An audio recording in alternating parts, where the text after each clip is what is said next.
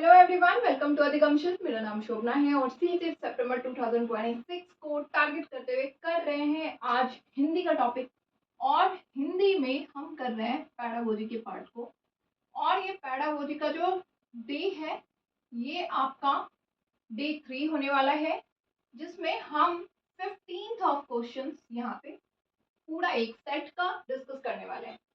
अब इस टॉपिक में हमने एक सेट लिया हुआ है जिसमें सीटेट के वेबसाइट से ये क्वेश्चन अवेलेबल है और हम फिलहाल सिर्फ और सिर्फ पैडागोजी को कवर अप कर रहे हैं इन दिनों। सो 15 क्वेश्चंस की ये सीरीज है जिसमें चाहे आप पेपर 1 की तैयारी कर रहे हो चाहे आप पेपर 2 की तैयारी कर रहे हो, ये वीडियो इक्वली बेनिफिशियल है क्योंकि सीडीपी का टॉपिक हो चाहे पैडागोजी का टॉपिक हो, आप सभी को पता है कि यहाँ पे सीटेट का जो सिलेबस है वो टॉपिक्स पैडागोजी का और सीडीपी का बिल्कुल ही सेम। सो यहाँ पे दोनों पेपर वालों के लिए इक्वली ये वीडियो बेनिफिशियल है। सो चलिए 15 क्वेश्चंस हम यहाँ पे स्टार्ट करते हैं और देखते हैं।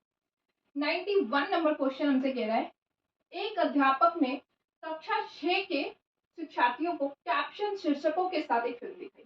यानी एक फिल्म दिखाया और उसमें जो भी कैप्शन था वो आपको दिखता जा था, लिख के आ रहा था शीर्षक जो भी था।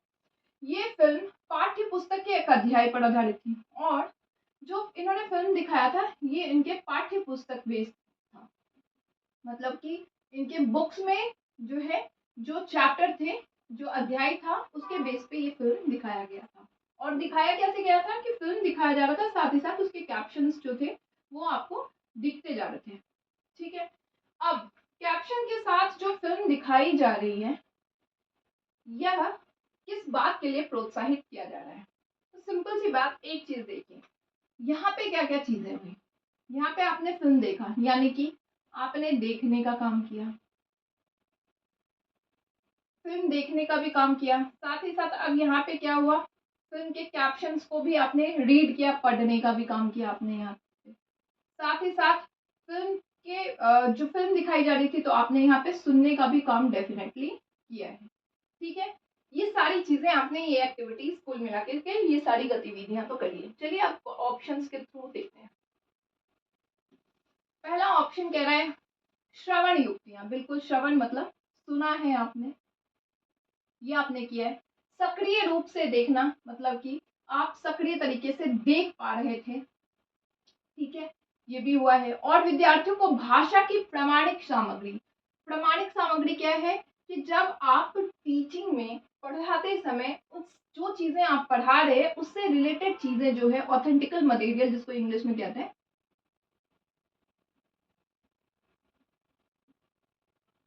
का आप यूज कर रहे हैं, इस्तेमाल कर रहे हैं। अब जैसे इन्होंने क्या किया था, जो चैप्टर था इनका, इस चैप्टर के बेस पे जो फिल्म थी वो उन्होंने दिखा दिया था, तो ये ऑथेंटिक प्रामाणिक सामग्री कहलाएगी। ठीक है, तो इसका प्रयोग करने से क्या हुआ, बच्चे का काफी सारे स्किल्स डेवलप हुए। जब आपने इसका प्रयोग किया तो बच्चा सुन करके, सुना, एक्टिव रहा बच्चा, और क्या देख के पढ़ रहा है। तो ये सारी चीजें जो है बहुत बढ़िया तरीका था, बहुत बढ़िया तरीके का इस्तेमाल यहाँ पे किया गया था। तो इस प्रोसेस के तहत क्या हुआ, बच्चे के अंदर जो है स्किल्स डेवलप्ड हुई बहुत सारी। और साथ ही साथ क्या हुआ इसमें कि बहुत सारे बच्चे जो है आपके क्लासरूम में, इंक्लूसिव क्लासरूम में बहुत सारे तरह के, समावेशी कक्षा में बहुत सारे तरह के बच्चे रहते हैं, तो उन सभी बच्चों के लिए सारी चीजें एक समान तरीके से अवेलेबल हुआ। जिन बच्चों को सुनने में कठिनाई होगी वो देख के या फिर कैप्शन शीर्षक के थ्रू पढ़ के समझ पा रहे होंगे, तो ये बहुत बढ़िया तरीका रहा। ठीक है, ये ऑप्शन सबसे बढ़िया है। बाकी देख लेते, सक्रिय रूप से देखना और सुनना। सिर्फ आपने देखा और सुना ही तो नहीं, आपने उसको पढ़ा भी, आप वहां पे सक्रिय तरीके से जो है सारी गतिविधियों में भाग ले रहे थे। तो ये चीजें तो सिर्फ सक्रिय तरीके से सिर्फ आप देख और सुन पा नहीं रहे थे, आप जब पढ़ रहे थे, सुन रहे थे, चीजों को देख रहे थे, तो आप जो है वहां पे भाषा की भी आपकी पकड़ बन रही थी, बहुत सारी एक्टिविटीज आप यहाँ पे कर रहे थे। इस तरह की फिल्में देखने के लिए विद्यार्थियों को प्रोत्साहित करना, ये सिर्फ काम नहीं था कि भाई विद्यार्थियों को फिल्म देखने के लिए प्रोत्साहित कर रहे हैं। मौखिक संकेतों द्वारा श्रवण युक्तियां, पात्रों के अभिनय की सराहना और समीक्षा लिखना। हम यहाँ पे ये काम कर ही नहीं रहे थे कि हमें समीक्षा लिखने के लिए हमने काम ही नहीं किया था, हमने काम अभिनय की सराहना के लिए भी हमने काम नहीं किया था, हमने प्रमाणिक सामग्री के तौर पे उसका इस्तेमाल किया और बच्चों को फिल्म दिखाया शीर्षक के साथ, ताकि वो देखे, समझे, सुने और भाषा पे उसकी पकड़ बने। तो सबसे बढ़िया ऑप्शन इसका जो है वो आपका फर्स्ट नंबर ऑप्शन बनता है। ठीक है, नेक्स्ट 92 नंबर क्वेश्चन। अब 92 नंबर क्वेश्चन कह रहा है, निम्नलिखित कथनों को पढ़िए तथा सही विकल्प का चयन करिए। अब ये अभिकथन और कारण के बेस पे है। कह रहा है, अपने प्रारंभिक बाल्यावस्था में एक बच्चा संज्ञा की अपेक्षा क्रियाओं यानी कि वर्ब का अधिक इस्तेमाल करता है और वह व्याकरणिक नियमों को अनदेखा करता है। प्रारंभिक बाल्यावस्था में बच्चा जो है यहाँ पे बोलना सीख रहा है और आप देख रहे होंगे कि इस तरह के जो बच्चे होते हैं वो सबसे ज्यादा जो है क्या चीज का इस्तेमाल करते हैं, वर्ब का, क्रियाओं का इस्तेमाल करते हैं।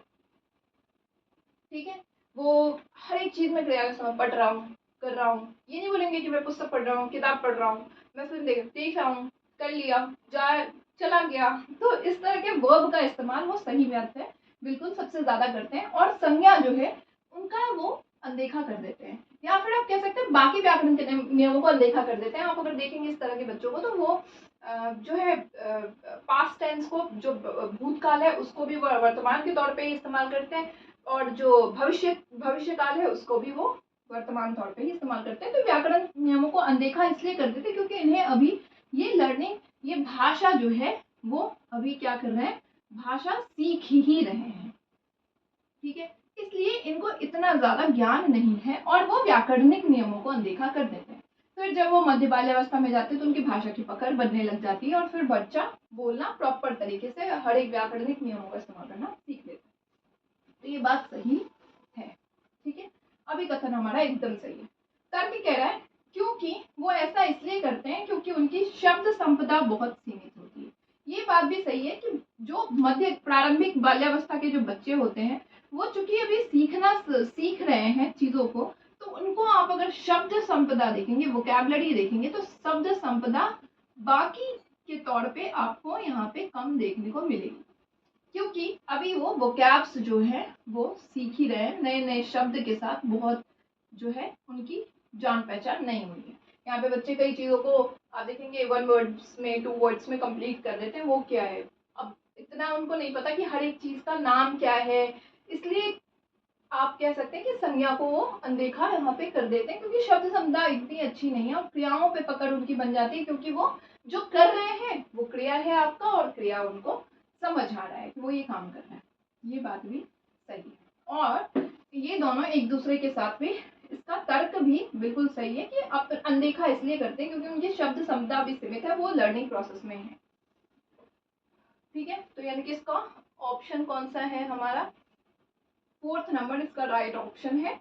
ए और आर दोनों सही है और आर की सही व्याख्या, आर ए की सही व्याख्या कर रहा है, बिल्कुल सही बात है। फोर्थ नंबर ऑप्शन के साथ हम इस क्वेश्चन में जाएंगे। नेक्स्ट हमारा है 93 नंबर क्वेश्चन। 93 नंबर क्वेश्चन कह रहा है हमसे कि एक बालिका अपनी भाषा कक्षा का अनुभव अपने माँ के साथ साझा करती है और वो कहती है कि कभी कभी हम अपनी आंखें बंद कर लेते हैं और हमें अध्यापिका अपने बस्ते में से कोई भी वस्तु निकालने के लिए कहती है। जो हमारा बैग है उसमें से हमारी टीचर हमारी आंखें बंद रहती है और हमें कहती है कि कुछ भी सामान यहाँ पे उठा लो। ठीक है, फिर हमें उस वस्तु के बारे में बताना होता है। अब यहाँ पे क्या है कि वो वस्तु जब वो उठाती है तो मैम बोलती है कि तुमने क्या उठाया है ये मुझे बताओ। और ये सीखने का बहुत अच्छा तरीका है, मतलब उसको ये वाला जो प्रोसेस है, गतिविधि, ये वाली जो गतिविधि है जो उसकी मैम करवा रही है कि उसके बैग में से चीजें उठवा रही हैं और उनसे पूछ रही है कि बताओ तुमने क्या महसूस किया, जो महसूस किया है वो क्या है पदार्थ, तो उसके बारे में बताओ, उस वस्तु के बारे में बताओ। तो बच्चे की यह जो टिप्पणी है अधिगम के बारे में बच्चे की प्राथमिकता की ओर संकेत करती है और उसकी प्राथमिकता की पहचान करें, यानी कि उसके बारे में बताया जा रहा है कि बच्चे को क्या पसंद आ रहा है। इसके ऑप्शंस क्या क्या हैं ये देखते हैं। जब मैं कुछ देखती हूँ तो भाषा प्रयोग अच्छी तरीके से याद कर लेती हूँ। उसने तो देखा ही नहीं, अभी जो काम किया था उसकी आंखें क्या थी, आंखें उसकी बंद थी तो उसने देखा ही नहीं। ठीक है, तो वो तो हुआ ही नहीं। जब मैं देख कर नकल करती, जब देखती तब तो नकल करती, पहली बात देखा ही नहीं, आंखें बंद थी और आंखें बंद करके उसने वस्तु को उठाया था। जब मैं सुनती हूँ, यहाँ पे सुनने का नहीं था, वो उसने टच किया था उस ऑब्जेक्ट को, तो वहां पे वो भी काम नहीं हुआ। जब मैं कुछ करती हूँ, बिल्कुल सही बात है, यहाँ पे वो क्या कर रही है, सक्रिय तरीके से सीख रही है, उसने गतिविधियां की, एक्टिविटी, गतिविधियों के तहत उसने क्या किया, उस ऑब्जेक्ट को उठाया, उस वस्तु को उठाया और उसने फिर उसको करा कि मैंने ये सामान उठाया। तो उस तरीके से उसने भाषा प्रयोग किया था और इस तरीके से उसको बहुत अच्छे से, जब वो कुछ एक्टिविटी करती है, कुछ गतिविधियां करती है सक्रिय तरीके से, तो उसे भाषा पे अच्छी तरीके से पकड़ बन जाती है। तो सबसे बढ़िया ऑप्शन इसका फर्स्ट नंबर ऑप्शन बन रहा है। ठीक है, चलिए नेक्स्ट है 94 नंबर क्वेश्चन। शिक्षार्थी क्या करती हैं, इस उदाहरण को पढ़े और उदाहरण से मेल खाती हुई युक्ति का चयन करें। ठीक है, अब ये कह रही है, शिक्षार्थी जो है यहाँ पे कर रही है, यदि मुझे किसी का अर्थ समझ नहीं आता तो मैं देखने का प्रयास करती हूँ। मतलब किसी चीज का अर्थ उनको समझ नहीं आया, कोई मीनिंग है तो वो उसको समझ नहीं आया, तो वो उसको क्या करेगी, डिफरेंट डिफरेंट सोर्सेज से देखने का प्रयास करती है। ठीक है, तो क्या कर रही है, क्या वो इस चीज का विन्यास कर रही है, व्याख्या कर रही है? बिल्कुल भी नहीं, वो उसका विन्यास नहीं कर रही। वो कह रही है कि जब मुझे कोई चीज समझ नहीं आता तो मैं उसको देखती हूँ, या तो हो सकता है मैं शब्द संपदा में जाऊँ, डिक्शनरी में जाऊँ, या फिर मैं उसको गूगल पे जाकर के चेक करूँ, या फिर मेरे बुक्स के लास्ट में जो वोकैब्स होते हैं, हिंट्स होते हैं, शब्द संपदा का अर्थ होता है, तो उसमें मैं जाती हूँ, या फिर किसी से पूछ लेती हूँ। इस तरह से वो चीजें कह रही हैं। मस्तिष्क को भ्रमित कर रही हैं? बिल्कुल भी नहीं, ये तो काम कर ही नहीं रही है, मस्तिष्क क्यों भ्रमित होगा। अब वो अभ्यास के लिए अवसरों का प्रयोग कर रही है। यहाँ पे तो वो कह रही है, अवसर कहाँ आया यहाँ पे तो कह रही है कि मुझे अर्थ समझ में नहीं आता है, तो मैं करती क्या हूँ, देखने का प्रयास करती हूँ, उसको ढूंढने का प्रयास करती हूँ। तो ये चीजें भी अभ्यास, अवसरों का अभ्यास के लिए अभ्यास नहीं कर रही है, वो अभी मीनिंगफुल लर्निंग यानी कि अर्थ रहित अधिगम कर रही है। अब यहाँ पे है संदर्भ सामग्री की मदद लेना। बिल्कुल, जब आप संदर्भ सामग्री, अभी हमने किया था कि संदर्भ सामग्री क्या है, जब आप अपने अधिगम के प्रक्रिया में क्या करते हैं, तो अधिगम के प्रक्रिया में उसको मीनिंगफुल यानी कि आप अर्थ रहित अधिगम के लिए आपको समझना है कोई चीज, तो उसको बढ़ाने के लिए आप क्या करते हैं, संदर्भ सामग्री का इस्तेमाल करते हैं। अब ये संदर्भ सामग्री कुछ भी हो सकता है जैसे आजकल आपका चैट जीपीटी हो गया, गूगल हो गया, यहाँ पे भाषा का चुकी है तो आप डिक्शनरी कह सकते हैं, आपके टेक्स्ट बुक्स हो सकते हैं, और भी डिफरेंट डिफरेंट चीजें। ये सारे आपके सब संदर्भ सामग्री है, जिसकी मदद से आप अपने अधिगम को क्या कर रहे हैं, मीनिंगफुल बना रहे हैं। तो यहाँ पे यही काम वो कर रही है, जब उसे कुछ समझ नहीं आता तो वो उसको देख लेती है, ढूंढ लेती है। तो फर्स्ट नंबर ऑप्शन इसका राइट ऑप्शन हमारा बन रहा है। 94 नंबर क्वेश्चन का फर्स्ट नंबर ऑप्शन हो गया। 95 नंबर क्वेश्चन, 95 नंबर क्वेश्चन में है नैदानिक परीक्षण, यानी कि नैदानिक परीक्षण क्या होता है, इसको हम इंग्लिश में बोलते हैं डायग्नोस्टिक असेसमेंट। ये है क्या भाई, नैदानिक परीक्षण? ये आपके असेसमेंट का पार्ट है, जिसमें आप क्या करते हैं, बच्चे के नीड को, बच्चे के जरूरत को आप क्या करते हैं, समझते हैं और उसके निदान की बात करते हैं, उसको सुधार की बात करते हैं, उसके इम्प्रूवमेंट की बात करते हैं। तो ये आपका नैदानिक परीक्षण है। जैसे आपने एक टॉपिक पढ़ाया और उसके बाद आपने एक यूनिट टेस्ट ले लिया, चैप्टर टेस्ट ले लिया, तो यहाँ पे आपको पता चला आपके हर एक बच्चे का अपना जो है रिपोर्ट, आपको मतलब उस चैप्टर से रिलेटेड आपको समझ आया कि किसको कितना समझ आया। अब मान लीजिए जिस किसी बच्चे को समझ नहीं आया है, तो आपको एक तो यहाँ पे उसके बारे में पता लगा और फिर आपने उसको क्या किया, डायग्नोज किया, उसकी चीज़ों को यहाँ पे डायग्नोज करने का काम किया, जिसमें आपको पता चला कि इसको कहाँ पे किस एरिया में कितने सुधार की जरूरत है, और फिर आपने उस हिसाब से उसको सुधार किया। तो ये आपका नैदानिक परीक्षण होता है। ठीक है, चलिए अब कह रहा है कि ये किसके आकलन के लिए किया जाता है।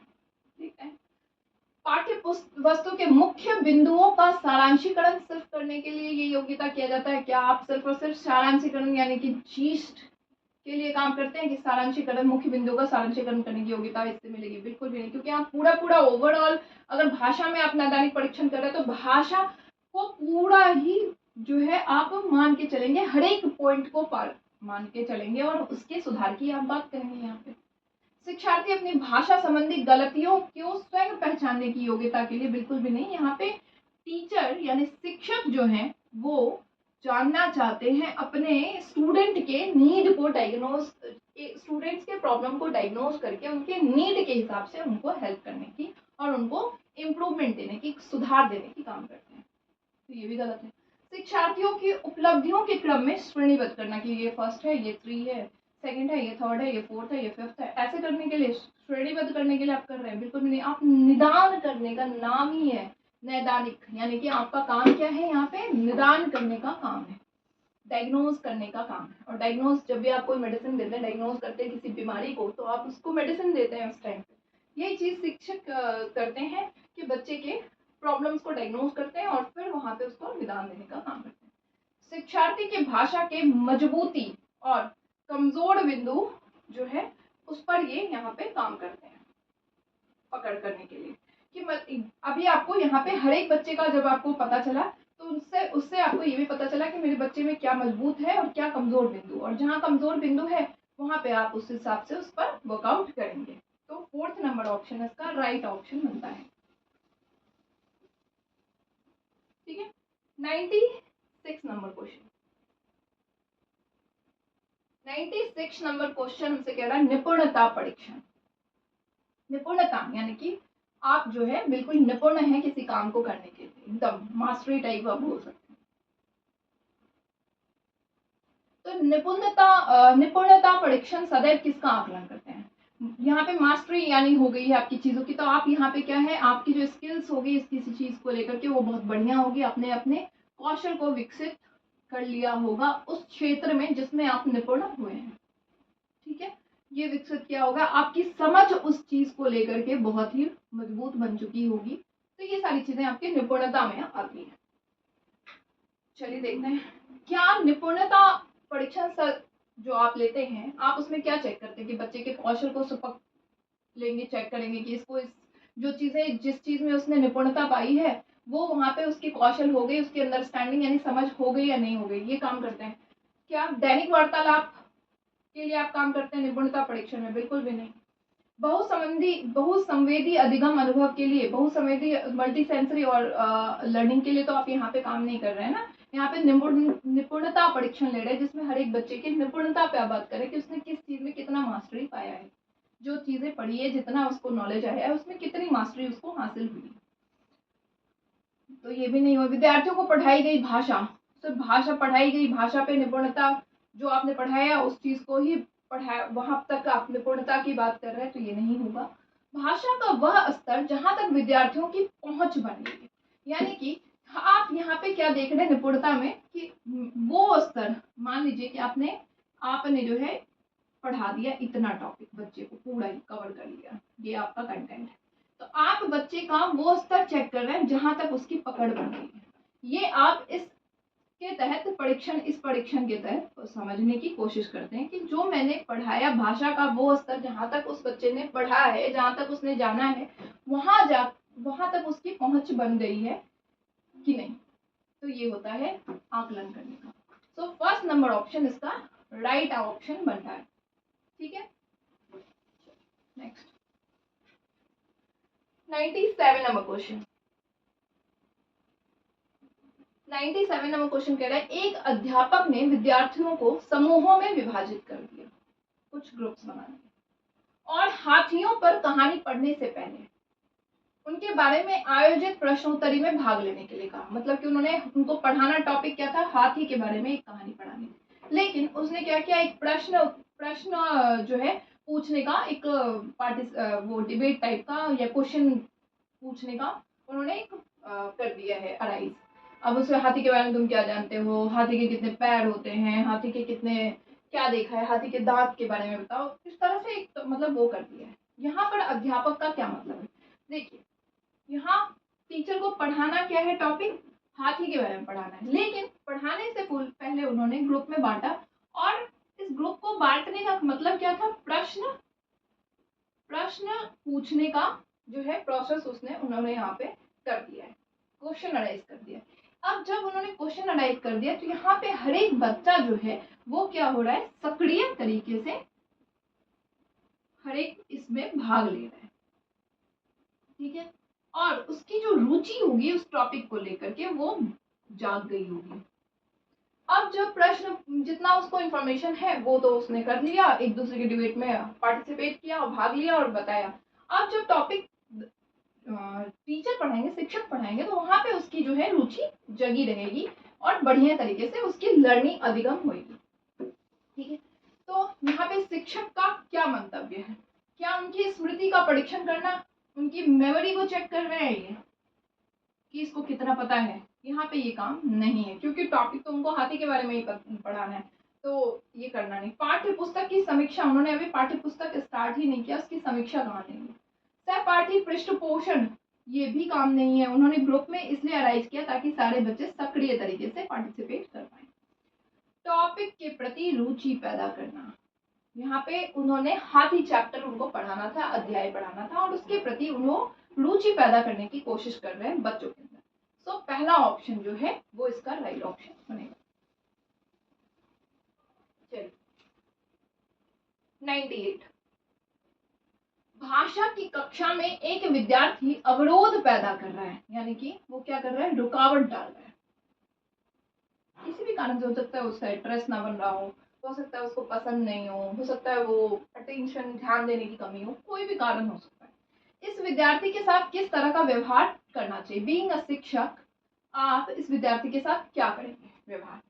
क्या आप देखिए, जब आप टीचर हैं और आपके अधिगम की प्रक्रिया में, लर्निंग प्रोसेस में कोई भी, जितने भी बच्चे बैठे हुए हैं, अगर कोई भी बच्चा आपको इनमें से अवरोध पैदा कर रहा है, रुकावट डाल रहा है, तो यहाँ पे आपको क्या करना है, सबसे पहला स्टेप आपको क्या लेना है, उस बच्चे के साथ उसको समझने की कोशिश करिए, ठीक है, कि यहाँ पे इसके साथ क्या प्रॉब्लम है जिसकी वजह से ये जो है ये ऐसा काम कर रहा है। जब आपने समझ लिया फिर भी आपको लगा कि ये चीजें हैं, तो अब आप उसको समाधान पे जाएंगे। समाधान कैसे जाएंगे, अगर मान लीजिए आपने देख लिया कि बच्चा रुकावट पैदा कर रहा है, बहुत चंचल है, तो आपने उसको क्या कर दिया, किसी तरह की आपने बोला कि अरे ये वाला ऑप्शन, इसका आंसर ढूंढ पाओगे क्या, ये क्वेश्चन का आंसर टॉपिक से रिलेटेड। तो अब बच्चा यहाँ पे क्या होगा, जब वो उसको आप बोलेंगे समाधान ढूंढने के लिए, तो यहाँ पे बच्चा क्या हो जाएगा, रिस्पॉन्सिबल हो जाएगा काम को करने के लिए, ठीक है, रिस्पॉन्सिबल हो जाएगा। साथ ही साथ वो क्या होगा, उसका ध्यान भी थोड़ा सा केंद्रित हो जाएगा, वो अटेंशन टॉपिक पे देना स्टार्ट कर देगा और एक्टिव तो वो रहेगा इस प्रोसेस में और उसकी इंटरेस्ट भी जाग जाएगी।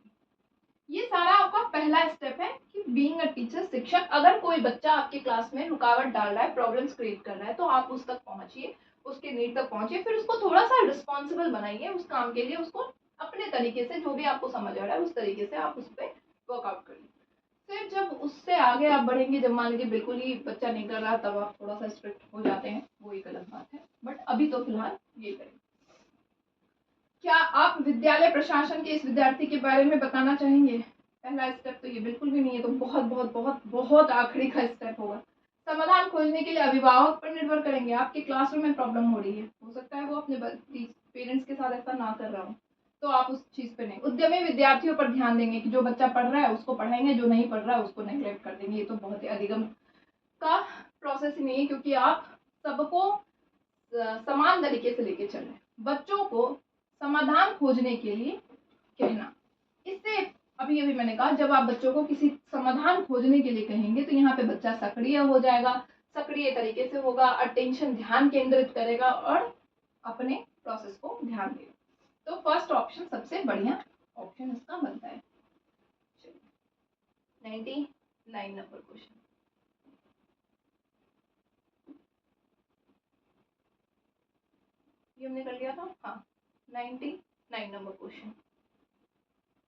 99 नंबर क्वेश्चन कह रहा है विद्यार्थी किसी चीज पर विचार बिंदु पर मानस मंथन कर रहे हैं, यानी किसी चीज कोई टॉपिक है जिस पर वो मानस मंथन ब्रेनस्टॉर्मिंग कर रहे हैं। अब वो संयोजन कर रहे हैं, प्रारूपण कर रहे हैं, संपादन कर रहे हैं और अंत अपने कार्य की पुनरावृत्ति भी करते हैं। तो ये कौन सा कौशल है? आपको पता है कि जब आप किसी चीज को लिखते हैं, राइटिंग लिखन कौशल होता है, तो उसमें लिखन कौशल में आप कई तरीके के जो है प्रोसेस से जाते हैं। पहला आप मानस मंथन करते हैं, ठीक है, मानस मंथन करते हैं, फिर सारे बिंदुओं को, मुख्य बिंदुओं को आप क्या करते हैं, जोड़ते हैं। फिर आप क्या करते हैं, फिर आप यहाँ पे जो है ड्राफ्ट तैयार करते हैं इस चीज का। फिर आप क्या करते हैं, उसके बाद आप क्या करते हैं, आप उसकी ड्राफ्टिंग तैयार करने के बाद फिर आप उसकी एडिटिंग करते हैं। जब आपको ज़रूरत पड़ती है तो आप उसको एडिटिंग करते हैं। फिर आप उसको रिवाइज एक वो करते हैं, पूरा लेआउट तैयार करते हैं उसका, और फिर आप उसको फाइनलाइज कर देते हैं। ठीक है, तो यही चीजें यहाँ पे हो रहा है कि मानस मंथन किया उसने, फिर संयोजन करा, सबको आपको इकट्ठा किया, फिर एक प्रारूपण उसने तैयार किया, फिर उसने संपादन किया है, और फिर उसने कार्य की पुनरावृत्ति करी है, और फिर पुनरावृत्ति करने के बाद उसने उसको फाइनलाइज कर दिया। तो ये तरीका जो होता है वो लेखन कौशल के अंदर आता है। 3rd नंबर ऑप्शन है इसका आंसर। ठीक है, चलिए 100 नंबर क्वेश्चन। 100 नंबर क्वेश्चन कह रहा है निम्नलिखित कथनों को पढ़िए और इसका सही विकल्प का चयन करिए। ठीक है, करते हैं। अभी कथन है, पठन और लेखन कौशल प्राथमिक स्तर पर समालोचनात्मक चिंतन में मदद करते हैं। जब आप किसी चीज को पढ़ते हैं और आप लिखते हैं तो प्राथमिक तौर पे, सबसे पहले तौर पे ये क्या करता है, समालोचनात्मक चिंतन में मदद करता है। ठीक है, देखते हैं। अब देखिए, लेट सपोज कि आपने कोई टॉपिक पढ़ा है किसी चीज पे, तो आप वहां पे जब उसको पढ़ते हैं, किसी टॉपिक को समझते हैं और उसको लिखते हैं, तो इस प्रोसेस में आप उसके आपके अंदर सारे उस टॉपिक से रिलेटेड सारी समझ बनती है। जब आपके अंदर सारी समझ बनती है तो आप उसके plus, positive point, negative point, उसके इम्प्रूवमेंट, सुधार, उसकी कमी, हर एक पहलू पे आप ध्यान देते हैं और आपकी इतनी समझ बन जाती है। तो ये तो बात बिल्कुल सही है। जब आप कोई टॉपिक पढ़ते हैं, पठन कौशल जब आप प्राथमिक स्तर पर जब आप पढ़ते और लिखते हैं, तो आपका ये सारी समझ जब बनती है तो ये कहलाता है आपका समालोचनात्मक चिंतन। ठीक है, यानी ये बात अभिकथन बिल्कुल सही है। अब रीजन क्या कह रहा है, तर्क क्या कह रहा है कि समालोचनात्मक चिंतन जो है वो पठन और लेखन का उपकौशल है। बिल्कुल सही बात है। अब देखिए, उल्टा करके देखिए, कोई समालोचनात्मक चिंतन है यानी कि आप उस चीज को पढ़ते हैं, समझ रहे हैं, उसके सुधार, उसकी कमी, उसकी जो है उसके पॉजिटिव पहलू सब पे, आपने नेगेटिव पहलू सब पे ध्यान दिया। तो आपने क्या किया, आपने चीजों को पढ़ा होगा, आपने चीजों को लिखा होगा, उस पर वर्कआउट किया होगा। तो ये उपकौशल तो है, बिल्कुल सही बात है। समालोचनात्मक चिंतन पठन और लिखन के उपकौशल होंगे, सही बात है। यानी ए और आर दोनों सही है और आर सही व्याख्या कर रहा है। इसमें है हाँ, second number option, sorry, second number option जो है वो इसका जाएगा। 101 भाषाई कौशल सीखने का सर्वाधिक उपयुक्त तरीका, यानी आपको क्या करना है, भाषाई लैंग्वेज जो है वो लैंग्वेज स्किल्स आप में को अपने अंदर डेवलप करना है। इंग्लिश में इसलिए बताती हूँ कि टॉपिक जो है ना, हिंदी और इंग्लिश सिर्फ बोलने का, भाषा का फर्क है, बाकी टॉपिक बिल्कुल सेम होता है। इसलिए आप इंग्लिश को भी पकड़ के चलिए। जब इंग्लिश का पढ़ाई होगा तो हिंदी के पार्ट्स को भी पकड़ के चलिए, क्योंकि इनसे आपको रिवीजन ही हो रहा है, सिर्फ हिंदी इंग्लिश लिखावट का फर्क है और कुछ नहीं है। तो भाषाई कौशल सीखने का सबसे बढ़िया तरीका क्या है? क्या आप चुनौतीपूर्ण यांत्रिक ड्रिल बार बार प्रैक्टिस करके, मेमोरी करके, रट के आप भाषाई कौशल कर पाएंगे? बिल्कुल भी नहीं कर पाएंगे। एक समय पर सिर्फ एक ही कौशल पर अगर आप ध्यान केंद्रित करेंगे तो आपका हो जाएगा? बिल्कुल भी नहीं। आप जो है यहाँ पे एक समय पे जब एक ही कौशल, सिर्फ जैसे मान लीजिए भाषाई कौशल में क्या क्या है, आप भाषा को पढ़ेंगे, आप उसको लिखेंगे, आप उसको सुनेंगे, यानी कि रीडिंग, राइटिंग, लिसनिंग और श्रवण, LSRW, ये सारे स्किल्स जो है जब आप इसके अंदर करेंगे तो आपका जो है भाषाई कौशल पे पकड़ बनेगा। ठीक है, जब आप किसी चीज को बोलते हैं बार बार तो आपका जो है बोल बोल करके आपका भाषाई कौशल बढ़िया विकसित होगा, और उसको लिखेंगे तो और विकसित होगा। जब आप उसको जो है सुनेंगे तो आपका और भी ज्यादा जो है विकसित होता जाएगा, और राइट करेंगे, इस तरह से आप चीजों को करेंगे तो आपका ज्यादा भाषाई कौशल में होगा। ये बात सही है। सिर्फ केवल लिख लेने से और कार्य कर लेने से आपकी भाषाई कौशल पे पकड़ नहीं बनेगी। तो यानी कि आपको इसके अंदर समावेशी युक्तियां, LSRW स्किल्स जो है वो आपको इसके अंदर डेवलप करना पड़ेगा। ये समावेशी युक्तियां होंगी जिसमें सारे स्किल्स आपको इसके अंदर जब आएगा तब आपकी भाषा पे पकड़ बढ़िया बनेगी। सो थर्ड नंबर ऑप्शन इसका राइट ऑप्शन बन रहा है। चलिए 102 नंबर क्वेश्चन कह रहा है, विद्यार्थी ने वर्णनात्मक कौशल का प्रयोग करना सीखा है या नहीं। किसी चीज की वर्णन करना, डिस्क्रिप्टिव टाइप का जो आप करते हैं स्किल्स, ये इस किसी बच्चे ने सीखा है या नहीं, इस बात का आकलन करने के लिए अध्यापक को विद्यार्थियों को क्या करने के लिए कहना चाहिए। यानी कि आपको किसी चीज की व्याख्या करवानी है, सॉरी, आपको किसी चीज की व्याख्या करवानी है और आपको ये जानना है कि बच्चे के अंदर व्याख्यात्मक कौशल, वर्णनात्मक कौशल, डिस्क्रिप्टिव नॉलेज डेवलप्ड हुई है या नहीं हुई। तो आप इसमें क्या करेंगे, क्या आप बोलेंगे बच्चों को कहानी पढ़ो और बोध आधारित प्रश्नों के उत्तर से प्रश्न और उत्तर कर देने से व्याख्यात्मक अधिगम तो नहीं हुआ, व्याख्यात्मक कौशल का पता आपको नहीं लगेगा, क्योंकि प्रश्न रेलिवेंट होता है, जो टॉपिक है उसका हो गया। तो ये सही तरीका नहीं है। वर्णन करने वाले शब्दों के प्रयोग में गलतियों को सही कर देने से आपका वर्णनात्मक कौशल डेवलप नहीं होगा। पाठ्य पुस्तक में आए सिर्फ क्रिया और विशेषण या फिर संज्ञा सर्वनाम को गोला और घेरा से तो आपका यहाँ पे क्या होगा, ग्रामर यानी कि व्याकरण डेवलप्ड हो सकता है, बट आपके ये नहीं होंगे। एक ऐसी घटना साझा करो जो तुम्हें बहुत अचंभा हुआ, यानी कि आपको बहुत आश्चर्य लगा हो, आप बहुत खुश हुए हो। अब यहाँ पे बच्चा अपनी तरीके से वर्णन करेगा, और जो वर्णन करेगा यहाँ पे उससे उसका वर्णनात्मक कौशल जो है, डिस्क्रिप्टिव नॉलेज, वो बढ़ेगी। तो ये सबसे बढ़िया तरीका है, फर्स्ट नंबर ऑप्शन इसका राइट ऑप्शन बनेगा। ठीक है,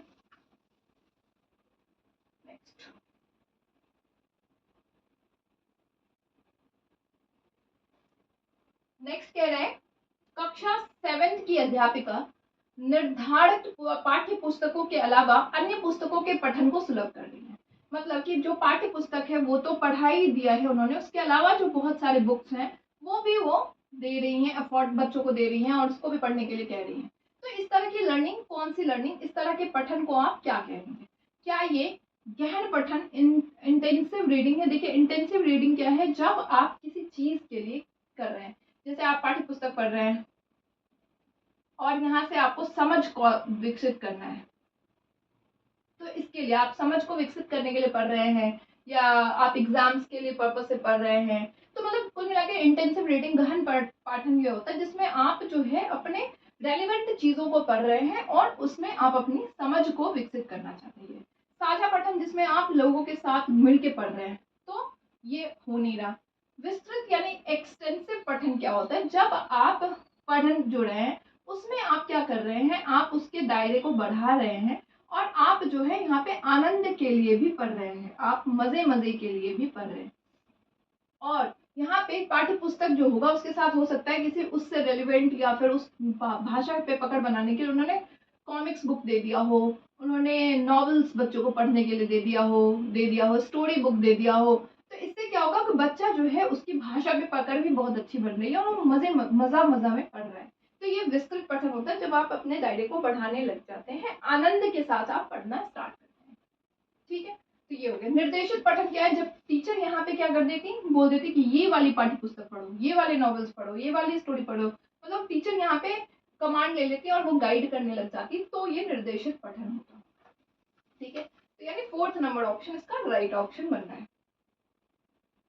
104 प्रधान अध्यापिका ने भाषा अध्यापक को नए सत्र के लिए पाठ्य पुस्तकों तथा अन्य संसाधनों का चयन करने के लिए कहा है।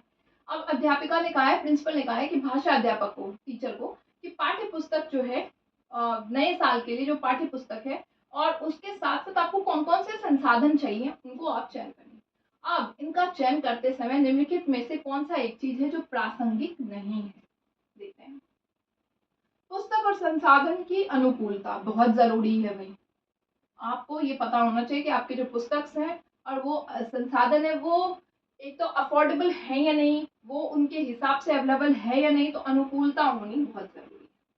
ठीक है, इसके अलावा विद्यार्थियों का स्तर भी बहुत जरूरी है। आपको पता होना चाहिए जब आप कोई चीज का चयन कर रहे हैं तो विद्यार्थी का स्तर कितना है, उसकी समझ। आप जब कोई संसाधन या पाठ्य पुस्तक दे रहे हैं तो वो उसके संज्ञानात्मक पहलुओं पे आपको ध्यान देना पड़ेगा कि वो इतना ज्यादा परिपक्व है इस चीज को समझने के लिए या नहीं, तो ये चीज भी बहुत ज्यादा इंपॉर्टेंट है। ठीक है, बच्चों की अधिगम आवश्यकताएं और उन्हें आने वाली भाषाएं, मतलब बच्चों की अधिगम आवश्यकताओं के लिए और भाषाओं के लिए, और आपके बच्चे जो है उनके अधिगम आवश्यकताएं क्या है, यानी पर लर्निंग के टाइम में आपको कौन कौन से मटेरियल की जरूरत होगी, कौन कौन से सामग्री की जरूरत होगी, ये चीज तो आपको देखना पड़ेगा। अधिगम में कौन कौन सी आवश्यकताएं उनको आने वाली है और उन्हें आने वाली भाषाएं कौन कौन सी है, कौन कौन सी भाषा के बच्चे हैं और उनके किस किस तरीके से आपको मटेरियल देना है। हिंदी भाषाई क्षेत्र है तो आप चीजों को वहां पे संस्कृत में तो नहीं ला देंगे ना, तो ये चीजों भी तो आपको ध्यान देनी पड़ेगी, तो ये भी जरूरी चीज है। फोर्थ है सामग्री की अवधारणात्मक जटिलता। जटिलता पे आपको नहीं ध्यान देना है, कॉम्प्लेक्सिटी पे आपको नहीं ध्यान देना है, क्योंकि आपको यहाँ पे अनुकूलता को लेके आना है और उनकी गहनता पे नहीं जाना है। आपको वहां पे अनुकूलता पे ध्यान देना है कि क्या चीजें जो है वो होगा। तो 4th नंबर इसका राइट ऑप्शन बन रहा है।